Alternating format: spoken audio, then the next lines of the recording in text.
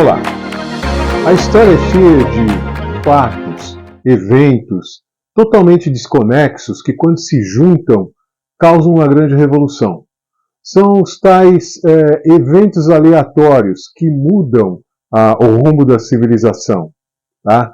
E na tecnologia não é diferente. Quer ver um exemplo? Você esquenta a sua comida atualmente no micro-ondas, provavelmente. Hoje o micro-ondas é uma ferramenta de cozinha muito comum, né? Mas como é que ele nasceu? Você acha que alguém acordou com uma vontade imensa de inventar uma nova maneira de esquentar comida? Não.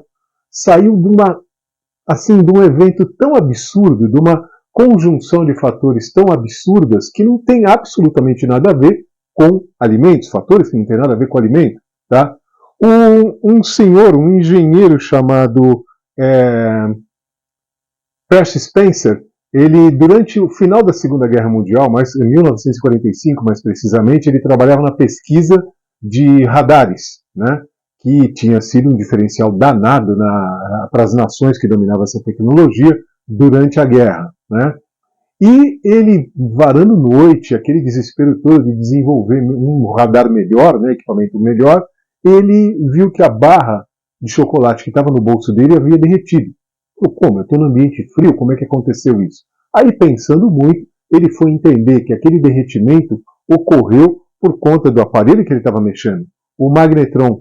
Hoje você encontra nos fornos de micro-ondas. Imediatamente ele largou a pesquisa de radar, patenteou, tá? Ele falou, não, encontrei uma maneira nova de esquentar alimentos, vamos patentear.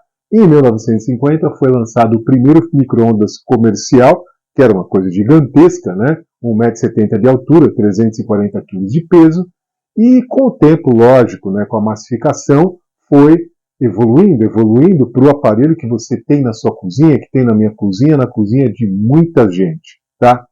Mas, enfim, a tecnologia, né, isso, lógico, faz parte da tecnologia, eventos totalmente fatos desconexos, né, guerra, cozinha, o que tem a ver? Chegou no micro-ondas, o mesmo nós vimos com a evolução das planilhas, a evolução do computador. Ele só existiu na sua casa, só existe na tua casa, só existe nas empresas da maneira como é hoje por conta das planilhas. Eu venho batendo nesse martelo desde o capítulo passado, né? Os livros e reportagens de John Knowlton deixaram isso bem claro para todos, que os computadores estão nas casas, hoje em dia, por conta das planilhas. A internet ela se desenvolveu devido à massificação dos computadores, né? Então, essa conjunção de fatores aleatórios é que causam as grandes revoluções na humanidade, tá? Na tecnologia também, óbvio, né? E a nossa planilha também foi vítima desses eventos aleatórios? Então vamos lá. Primeira sequência de eventos aleatórios. Primeira sequência de fatos completamente desconexos que colocaram a planilha que a gente conhece hoje, o Excel. Tá? Mas enfim, como é que começou isso? Lá atrás, quando o homem passou a viver em comunidade, sentiu a necessidade, né, de trocar o excedente do que ele tinha com o que ele precisava. Então ele ia em outra aldeia, outro grupinho ali, pô, eu tenho aqui essa pele, eu quero trocar por ferramentas, nascia assim um escambo. Essas trocas comerciais começaram a ser anotadas, e tem várias anotações de trocas comerciais na história, desde muito, muito tempo, sabe? Até que surgiu a moeda. O primeiro registro que se tem de moeda é no século 7 a.C., na região de Lídia, onde hoje é Turquia, né?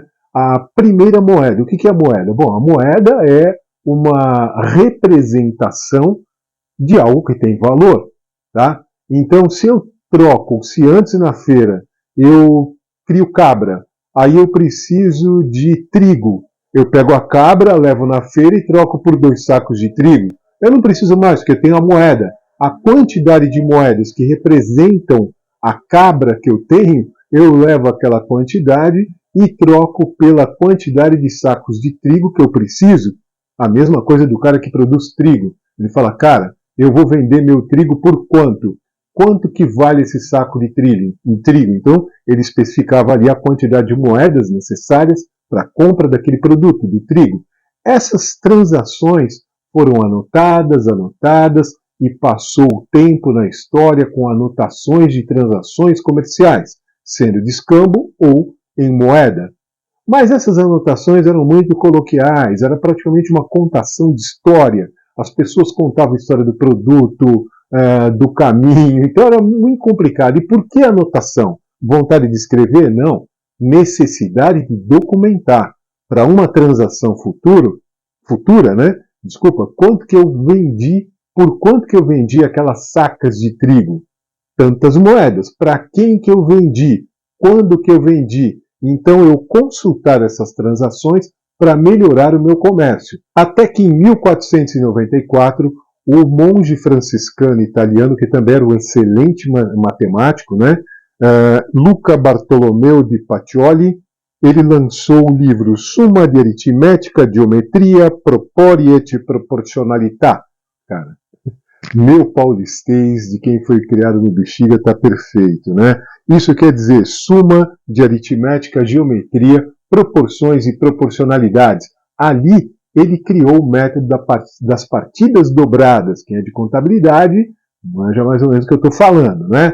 Então, ele é tido como o pai da contabilidade por conta dessa forma científica agora de anotar as transações comerciais. Como é que era isso? Bom, eu tenho uma tabelinha onde eu registro a data, a conta, o débito e o crédito em colunas separadas.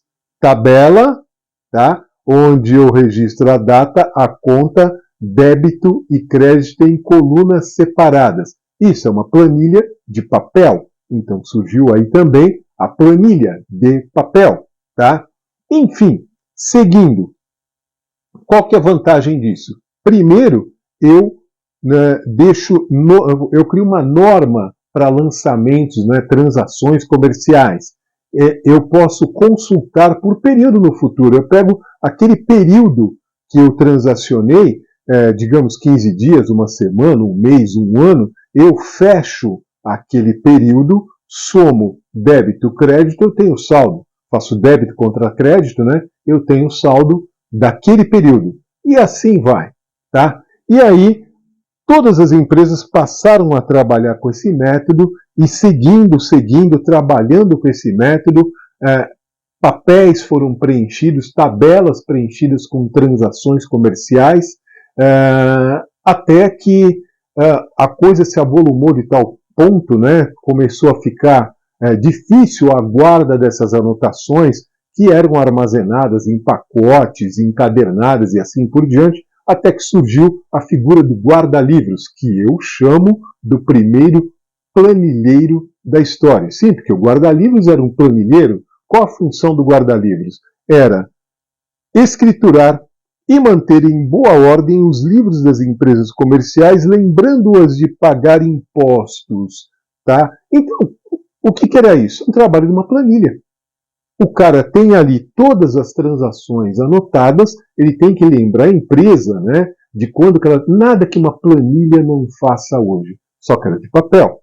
E o guarda-livros, ele passou a ser uma pessoa muito requisitada no mercado, muito importante em todas as empresas. Ele era o queridinho do dono da empresa, tá? De todo administrador, coisa que um planilheiro é hoje. O cara que entende de planilha, ele é um cara muito conceituado dentro da empresa, tá?